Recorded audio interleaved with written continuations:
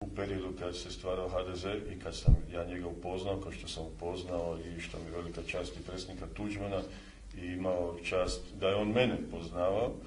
U tom momentu, dakle, to je bila prva grupacija ljudi na koju sam ja naišao u Hrvatskoj demokratskoj zajednici. Normalno da sam se vezao na njih kao jedan mladi čovjek, tada 31-2 godine koliko sam imao, i oni su za mene imali su veliki značaj. Ta grupacija ljudi koji su osnivali HDZ, a ja se na neki način priključio u tu za mene, rekao bih, značajnu skupinu, poslije sa svim našim prijateljima koji su tome sudjelovali. Prema tome više se sjećate gospodina Stjepana Mesića u to vrijeme i njegove popularnosti, njegovih izjava. Neću reći da su bile radikalne, ali su bile onakve kakve su trebale biti u to vrijeme. Gospodin Stjepan Mesić i ja se razilazimo ideološki poslije, nakon kad je postao predsjednik Republike. Dakle, pa evo, samo jedan primjer možda, recimo odnos prema pokojnom predsjedniku Tuđmanu je moj drugačiji od njegovog odnosa, gdje ja smatram da je predsjednik Tuđman obnovitelj Hrvatske države, da je on zaglavni kamen u temeljima ove naše države. Pretpostavljam da gospodin Mesić ima neke drugačije stavove o njemu. Pa recimo odnos prema komunističkim zločinima, gdje on smatra da ih se ne treba procesuirati, a ja smatram da ih se treba procesuirati da bismo imali pravu pomirbu, da bismo i taj dio povijesti na neki način, rekao bih, i dobro analizirali i supstituirali i stavili tamo gdje je mjesto zbog doista daljnjeg mira u kući. Prema tome mi smo se razišli ideološki i ne vidim razloga da mi to sad neko prigovara, osim toga u ovoj njegovoj prvoj fazi u kojoj sam ja s njim bio dobar, mnogi su bili dobri koji će to danas meni prigovoriti. Vjerujte mi, mnogi, ja ih znam, evo da ih sad ne nabrajam. Samo ću kratko reći, gospodin Mesić je javno rekao da se razočarao u vas. Jeste li se vi u njega razočarali? Pa, gledajte, ja ne bih na taj način. Ja se čak nisam ni razočarao, jer sam sad to sve skupa i očekivao, vidio sam u kojem smjeru ide. Naravno da se razočarao u mene, on mene doživljava kao desničara, možda čak malo desnijeg nego što on misli da treba biti normalan desničar, govorim iz njegove perspektive, vjerojatno. Razočarao sam ga s ovim procesuiranjima komunističkih zločina i mojim čvrstim stavom da to doista trebamo riješiti i vjerojatno da je to jedna nepomirljiva pozicija i ne vjerujem da ćemo tu ikad naći zajednički jezik iz jednostavnog razloga, jer ja želim da uz nacizam osudimo još jedan totalitarizam, a to je i komunizam, to je boljševizam. Dakle, ja ne govorim o antifašizmu, ja govorim o svemu onom što se događalo nakon 9. svibnja 1945. kad su prestale ratne aktivnosti i kad je negdje oko sigurno 200.000 Hrvata pobijeno tijekom 2, 3, 4 godine kroz razne forme, kroz križne putove, ili se ulazilo u domove pa ubijalo nepočudne ljude i tako dalje i tako dalje. Ono što je fascinantno i što sam ne mogu razumjeti inače hrvatsku, rekao bih, intelektualnu, europejsku javnost da mirno, rekao bih, stoji i gleda i da nema komentara i nema reakcije na činjenicu da u Hrvatskoj imate oko 900 jama po kojima su porazbacani i pobijeni Hrvati nakon 1945. i dalje. Da imate u Sloveniji 650 jama i da Slovenci imaju jedan civilizirani odnos prema tom slučaju velikog zločina nego što imamo mi. Da Slovenci podignu spomenik našim izginulim, uglavnom nevinim ljudima u Teznom kraju Maribora, da mi to ne radimo nego jedanput godišnje polažemo vijenac. Da se dolazi čak u poziciju da neki relativiziraju činjenicu uopće da li je dobro da Hrvatski sabor bude pokrovitelj blajburške komemoracije i obilježavanja. To je sad aktualno pitanje. To je aktualno pitanje, ali to je katastrofa uopće da neko to dovodi u pitanje. Znate, jer u pitanju su nevine žrtve. Ako svaka nevina žrtva zaslužila isti tretman, bez obzira koji je ubojica iz koje strane. Prema tome, evo ga, u tom dijelu se negdje kreću moja razmišljanja. Sad kad smo kod ove teme, pa da se ne moramo poslije vraćati na nju, slučaj Boljkovac, neki će reći dobar predizborni folklor, a kako vi komentirate sam ishod? Ja ću vam reći ovako najprije, takva kvalifikacija me vrijeđa. Taj slučaj se radio dugo. Radio se, ja mislim, oko 2 godine. Ispitano je preko 100 svjedoka koji su dali svoje iskaze. I ja kao ministar unutarnjih poslova nisam odredio kad će biti to privođenje. To privođenje je dogovoreno sa Državnim odvjetništvom i čak sa Vrhovnim sudom. To se dogodilo onako kako se dogodilo. Mnogi prigovaraju i zbog tehnologije kako je to obavljeno. Obavljeno onako kako to predviđaju propisnici policije koja radi taj posao. Jedna stvar je privođenje nekog koji je sumnjičen za ratne zločine i poratne, a druga stvar je privesti nekog koji je možda sumnji za to što je bio džepar u tramvaju.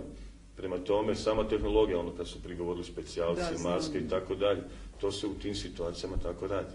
Ja sam duboko svjestan da gospodina dotičnog su mogle privesti 2 časne sestre, vjerojatno u malom fići i tako dalje.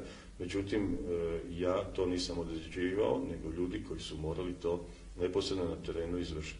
Jer da nisu izvršili tako, siguran sam da bi se našla skupina ljudi koji bi rekla, gledajte kako su neprofesionalni i kako su priveli čovjeka koji sumnjiče za to i to, da ne spominjem zbog čega. Prema tome, evo. Sam ishod na kraju? Pa gledajte, tu je isto, najprije bilo rečeno da će se cijeli slučaj raditi po starom zakonu o kaznenom postupku. Odjedanput Vrhovni sud, dakle, vraća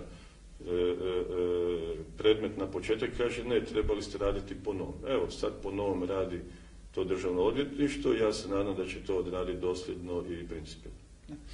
Evo sad ćemo krenuti. Još dok smo kod ove malo teme, vi kao na čelu HDZ-a, neki će možda reći da ste malo pretihi za vođu. Evo, moram vam to pitanje postaviti prije nego što krenemo. Pretihi za vođu? Da. Sam pretih za vođu. Da, možda ne grmite. Pa ne znam kako ljudi zamišljaju te vođe. Očito smo još uvijek pod utjecajem totalitarnih sustava gdje smo imali stvarno vođe koji su lupali šakom po govornici, rušili mikrofone. Valjda smo naučili na takve. Takav nisam. Ja ne galamim, ja nisam dosadan u tom smislu, ali sam, rekao bih, vrlo jasnih stavova i vrlo sam uporan. I osim toga imam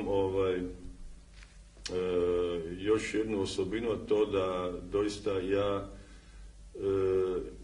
ne poznam veće vrijednosti i ne poznam gdje mogu više angažirati svoje emocije osim u tom svom odnosu prema Hrvatskoj i kvaliteti života u Hrvatskoj. Tako da evo, i dalje ću biti takav takozvani vođa, kao što ste vi rekli. Ne, nisam ja rekla takozvani. Neki mi zamjeraju to što nisam često u medijima. Naravno, meni nije do moje osobne promocije da ja moram biti u medijima pa da me ljudi poznaju po cesti. Smatram da moram biti u medijima, da moram dati izjave onda kad imam šta reći ili onda kad trebam na nešto odgovoriti. A u tom međuprostoru da se pojavljujem sa raznim, rekao bih, nedefiniranim sadržajima koji nikome ništa ne znače, nisam takav. Da, ali vjerujem, složit ćete se sve ove godine, zapravo je vaš HDZ pratila ta ikonografija, pa donekle i stvaranje kulta ličnosti, kako god bi to nazvali, bilo koji oblik, je li tako? Da. Pa je, slaže se, gledajte, Hrvatska demokratska zajednica ušla u nekoliko devijacija zadnjih 10 godina. Jedna od tih je definitivno da se razvijao taj kult ličnosti, da se vladalo u stranci autokratski, da je iz centrale dolazila pamet prema terenu, umjesto da se akceptira i mišljenje i sadržaji koji su na terenu bili bitni. Dakle, pa evo, primjera radi kadroviranje, stvaranje ovih kreacija lista za izbore i tako dalje, ja smatram da treba teren kreirati. Jeste mogli reagirati konkretnije prije? Pa reagirao sam na jednom sastanku, ali to nije bilo previše uspješno, tako da to je jedna od stvari definitivno. Dakle, HDZ jest malo patio, rekao bih, od tog sindroma vođe. Treba vođe. Ja smatram da treba čovjek od autoriteta, čovjek koga će respektirati, ali čovjek koji je doista otvoren za suradnju sa svojim suradnicima i čovjek koji hoće čuti. Dakle, jak si onoliko koliko imaš jake i pametne suradnike. Bićeš jak onoliko koliko si kadar ih slušati. Jer niko od nas nije nepogrešio. Ja sam upravljao velikim sustavima, MUP 26.000 ljudi i prije i tako dalje, policijska uprava 6.000 ljudi ili 5,5 koliko je onda imala. I naučio sam jednu stvar doista, da vi s ljudima s kojima surađujete, od kojih nešto očekujete, da im morate dati odgovornost, ali i ovlasti. I to je uvijek jedna fina ravnoteža. Morate im dati da sami odlučuju. To je ono što se u HDZ-u, nažalost, nije događalo. Na svim razinama je bilo tih problema. Drugi veliki problem Hrvatske demokratske zajednice jest pokušaj da se Hrvatska demokratska zajednica pretvori iz pokreta u stranku, ali na jedan vrlo, vrlo pogrešan način. A to je, odpočeli su takozvani proces detuđmanizacije Hrvatske demokratske zajednice. Taj proces je opasan bio, ne samo za Hrvatsku demokratsku zajednicu, što se pokazalo sad na izborima, nego opasan, rekao bih, i za Republiku Hrvatsku. Detuđmanizirati HDZ znači dekroatizirati Hrvatsku demokratsku zajednicu. Šta se to skupa znači, o tome možemo pričati. Da. Još u ovom prvom dijelu ću se spomenuti gospođe Jadranke Kosor, kad sada govorite o tome spuštanju na nižu razinu i slično, i dio HDZ-ova članstva, ali i neki kritičari će reći da je gospođa Kosor muški odradila neke poslove koji su joj bili stavljeni pred nju. Govorimo o vladi. Dakle, govorimo o vladi apsolutno da je vlada Hrvatske demokratske... Znači, pravite razliku između premijerke i predsjednice stranke. Predsjednice stranke, naravno. Vlada je odradila dobar posao. Završila je pregovore. To je povijesna stvar za Hrvatsku, definitivno. Povijesni čin završetak pregovora, kao što će biti 1.7. sljedeće godine ulazak u Europsku uniju. Mi kad govorimo o gospođi Kosor u ovom dijelu, onda govorimo o njezinom vođenju stranke. To vođenje stranke je loše, stranka je na koljenima, stranka je dezideologizirana, što je najveći problem. Stranka je u zadnjih 7-8 godina ili koliko već postala poput bljutave soli. I Biblija je riješila taj fenomen bljutave soli, to se baca, jel? Znate, naši članovi, naši simpatizeri nas više ne prepoznaju. Ko ste vi zapravo?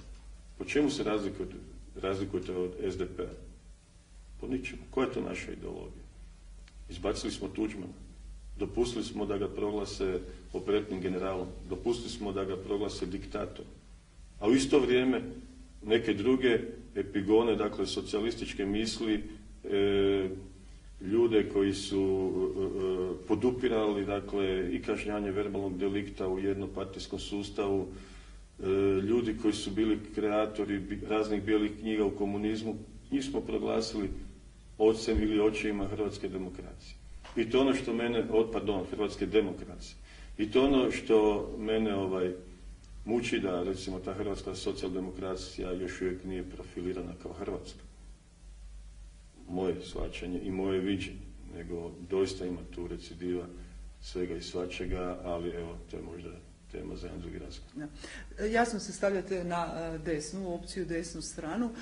Hrvatska sigurno ima desno biračko tijelo, na kraju krajeva pokazali su to i ovi izbori, ali nema organiziranu desnicu. To je isto tako više nego jasno. Kad razgovaramo o ovoj poziciji, ja doista spadam u taj desni centar. I istina jest da Hrvatska ima desno biračko tijelo i ono je pretežito.